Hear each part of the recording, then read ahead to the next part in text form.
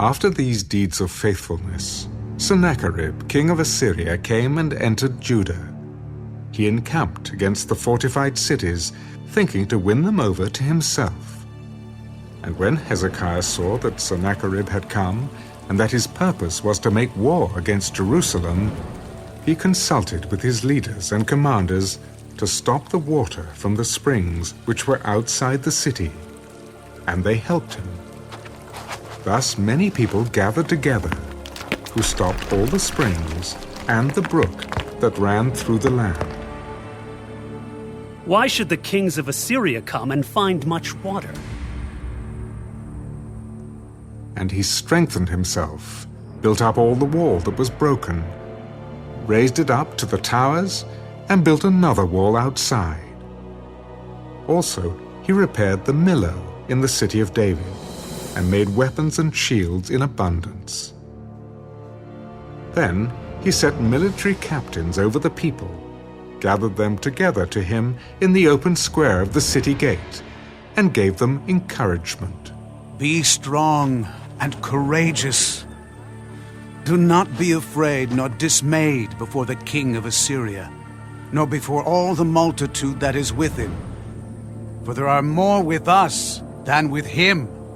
With him is an arm of flesh, but with us is the Lord our God to help us and to fight our battles.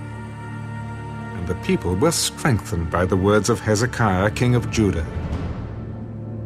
After this, Sennacherib, king of Assyria, sent his servants to Jerusalem.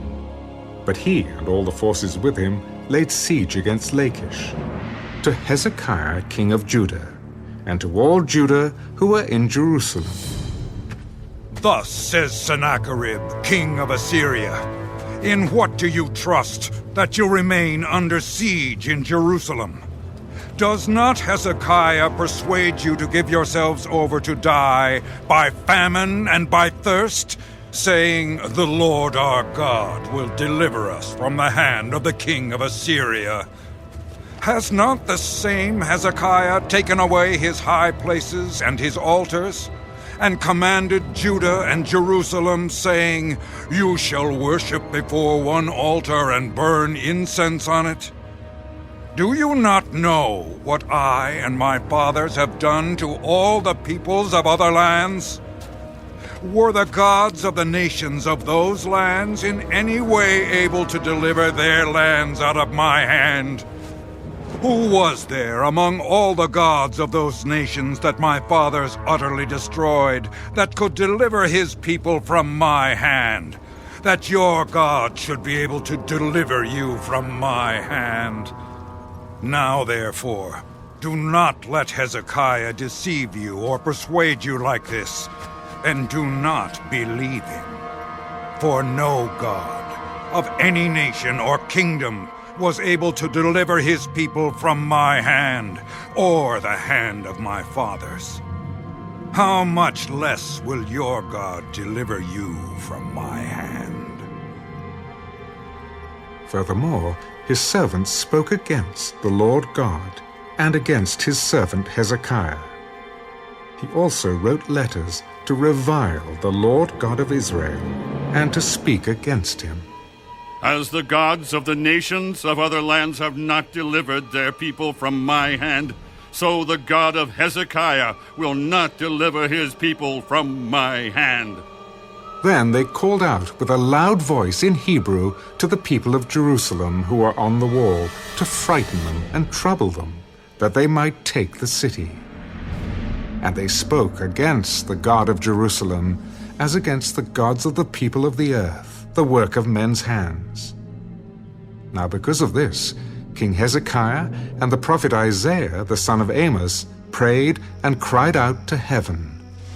Then the Lord sent an angel who cut down every mighty man of valor, leader and captain in the camp of the king of Assyria. So he returned, shamefaced, to his own land. And when he had gone into the temple of his God, some of his own offspring struck him down with the sword there.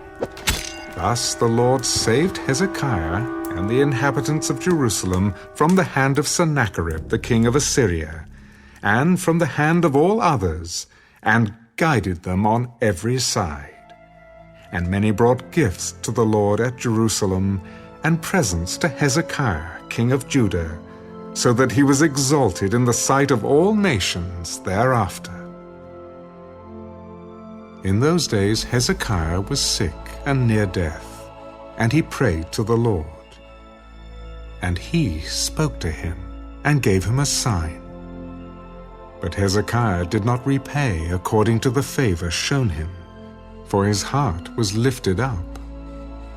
Therefore wrath was looming over him and over Judah and Jerusalem. Then Hezekiah humbled himself for the pride of his heart, he and the inhabitants of Jerusalem, so that the wrath of the Lord did not come upon them in the days of Hezekiah. Hezekiah had very great riches and honor, and he made himself treasuries for silver, for gold, for precious stones, for spices, for shields, and for all kinds of desirable items, storehouses for the harvest of grain, wine, and oil, and stalls for all kinds of livestock, and folds for flocks.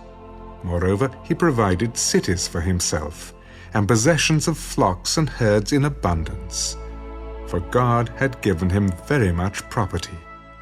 This same Hezekiah also stopped the water outlet of Upper Gihon, and brought the water by tunnel to the west side of the city of David. Hezekiah prospered in all his works. However, regarding the ambassadors of the princes of Babylon, whom they sent to him to inquire about the wonder that was done in the land, God withdrew from him, in order to test him, that he might know all that was in his heart. Now the rest of the acts of Hezekiah, and his goodness, indeed they are written in the vision of Isaiah the prophet, the son of Amos, and in the book of the kings of Judah and Israel. So Hezekiah rested with his fathers, and they buried him in the upper tombs of the sons of David. And all Judah and the inhabitants of Jerusalem honored him at his death. Then Manasseh his son reigned in his place.